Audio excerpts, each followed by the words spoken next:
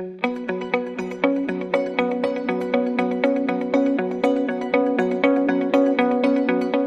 بيكم. فيديو النهارده فيديو مهم جدا، هتكلم فيه عن مرض صراحه مرض عنيف، مرض ممكن بيؤدي لاثار جانبيه وحشه جدا، اللي هو الحمى الشوكيه او التهاب الاغشيه السحائيه، اللي هي الاغشيه اللي حوالين المخ. تمام.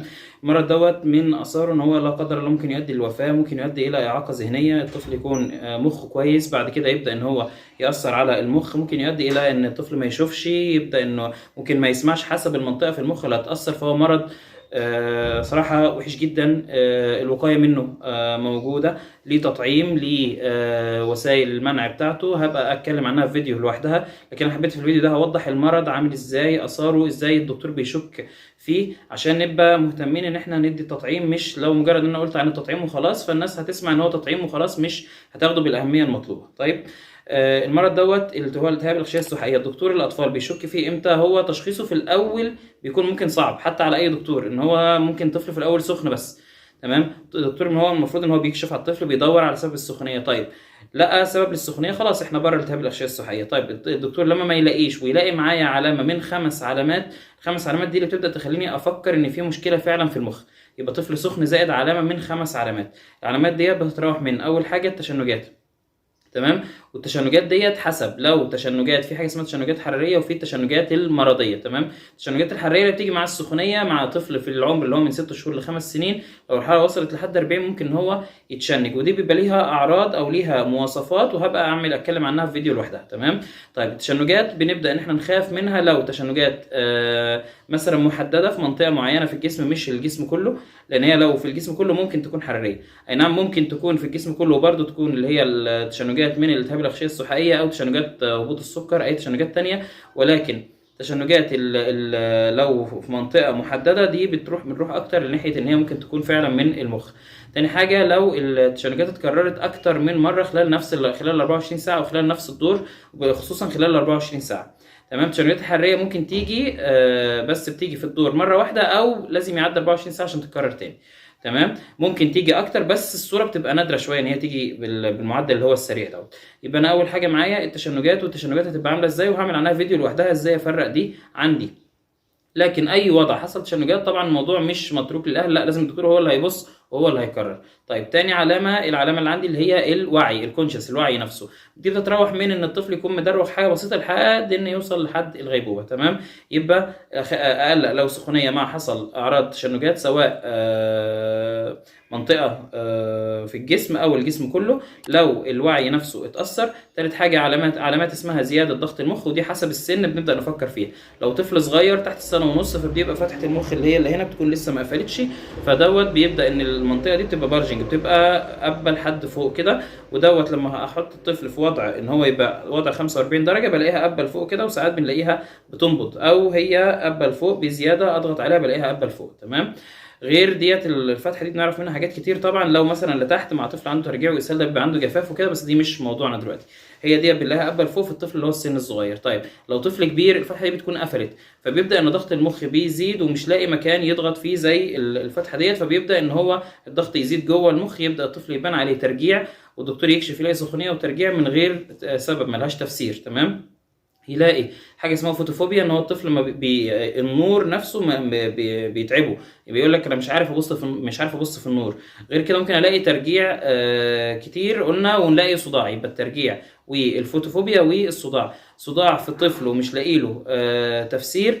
ببدا برضو افكر في المخ. بس امتى افكر؟ لو لقيت الصداع ده معاه ترجيع، معاه فوتوفوبيا، او صداع وصل لدرجه ان هو بيصحي الطفل من النوم. الطفل يصحى، مش اما يصحى من النوم يقول عنده صداع، لا، هو يدخل ينام، يصحى الساعه 2 3 في وسط النوم ماسك دماغه ودماغي بتوجعني.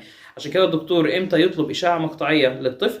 لو بشكوى الصداع، لو الصداع ده معاه ترجيع كتير ومش لاقي له سبب، او معاه فوتوفوبيا اللي هو مش قادر يبص للنور، النور بيتعبه، او بيصحى ماسك دماغه، او طبعا الطفل اللي هو عنده البلجنج فونتانيل، ده بنتابعه لو مفيش اعراض تانية، ولو او مثلا في حاجه زي التطعيم بتاع السنه ونص بيعمل بلجنج فونتانيل ده شويه. انما لقيت الطفل عنده بلجنج فونتانيل مع سخونيه ومش لاقي تفسير، ساعتها بنشوف اذا كنت هعمل سحبه الظهر اللي هي السحبه اللي بشخص بيها، اللي هي البذل اللي بيتعمل من الظهر، او لو محتاجين مقطعيه حسب الكشف على الطفل. تمام. يبقى كده قلنا الوعي، قلنا التشنجات، قلنا زياده ضغط المخ. تحت السنه ونص بيبقى الفونتانيل اللي هي الفتحه اللي في المخ بتبقى قابه فوق السنه ونص، بلاقي يا اما بلاقي صداع او فوتوفوبيا، مش شرط الثلاثه، بس على حسب الدكتور ما يشك. بنلاقي فوتوفوبيا، بنلاقي اللي هو النور، بنلاقي الصداع، بنلاقي الترجيع. طبعا ما نقولش ان الصداع كله بيبقى كده، ممكن طفل عنده صداع مجرد التهاب جيوب انفيه، ممكن نظره هو اللي ضعيف، لكن بنتكلم على حاجات بتيجي مع بعضها. طفل سخنيه مش لاقيين سبب، مثلا جنب الفوتوفوبيا، جنب الصداع الجامد، جنب الترجيع، نبدا الدكتور يبدا يفكر.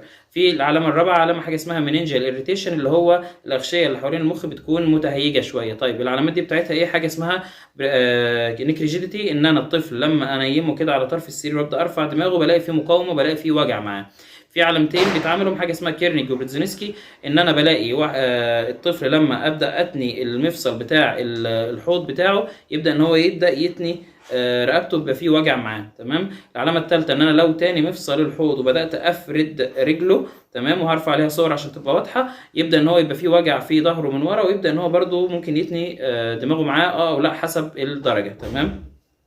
العلامة الأخيرة علامة اللاتراليزيشن، اللي هو في جزء في ضغط في ناحية في المخ بدأ إن هو يبقى أعلى من الناحية التانية، فيبدأ إن أنا في حاجة اسمها فوكال باراليسيس، في منطقة تبدأ إن هي ما تتحركش، أو في إن أنا العين، النني بتاع العين نفسه ألاقي فيه فتحة واسعة وفي فتحة ضيقة، الاتنين مش قد بعض. تمام. دي العلامات اللي بندور عليها. في علامه برضو اللي هو الابديوسنت نيرف. الابديوسنت نيرف ده العصب اللي مسؤول عن ان هو يخلي العين عندنا ما تبقاش داخله لناحيه جوه، فالعصب ده لو مع زياده ضغط المخ انضغط بيبدا ان هو ما يأديش وظيفته كويس، فيبدا العين نلاقيها داخله لجوه، فتلاقي عين عاديه وعين داخله لجوه.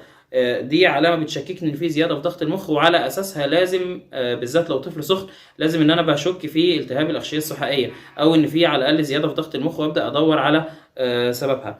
دي الاعراض، الخمس اعراض اللي اي دكتور اطفال لازم لما يلاقي سخونيه جنب عرض من الاعراض ديت يبدا يفكر ان الطفل دوت عنده التهاب اغشيه سحائيه، يبدا ان هو يشوف تحاليل هتتعمل، سحبه الظهر هنحتاجها ولا لا، هل محتاج مقطعيه ولا لا، حسب حاله الطفل. تمام. اي علامه من دول هي العلامات بتخوف اصلا، مش محتاج ان انا اقول لازم نجري على الدكتور نروح له، بس اي علامه من دول نبص عليها، دي محتاجه الدكتور يبص على الطفل، هو اللي هيقيم هيعمل معاه ايه، بحيث نتجنب ان يحصل اي مشكله من اللي قلناهم ياثر على عقل الطفل، ياثر لي على عينيه، ياثر لي على ودانه، لا قدر الله يؤدي الى الوفاه، يدخل غيبوبه فتره طويله. الحاجات دي كلها نقدر نتجنبها. هعمل فيديو عن التطعيم اللي يمنع المرض ده من الاساس خالص، في كذا تطعيم، وفي تطعيم جديد نزل جميل جدا بيتاخد من سن صغير، هعمل عنه فيديو اوضحه، بس الفيديو ده كان لتوضيح اهميه المرض نفسه. وبكده يكون فيديو النهارده خلص. يا ريت اللي عجبه الفيديو يعمل اشتراك او سبسكرايب للقناه، واللي ما يعرفش بنفتح اليوتيوب وبنكتب اسم القناه من هنا، بنكتب افهم طفلك دكتور اسلام عزام، بيطلع لنا اسم القناه بنختارها، نعمل سبسكرايب للقناه، بنفعل زر الجرس، بنضغط عليه وبنختار اول عشان يوصلنا كل الفيديوهات الجديده، وما ننساش نعمل لايك وشير للفيديوهات. نختار فيديو زي كده، نضغط على لايك من هنا، نضغط على شير ونختار هنشيره على الواتس او الفيس. طيب الفيديو دوت بقى انا حبيت اتكلم عن روشتة اللي احنا بنكتبها للطفل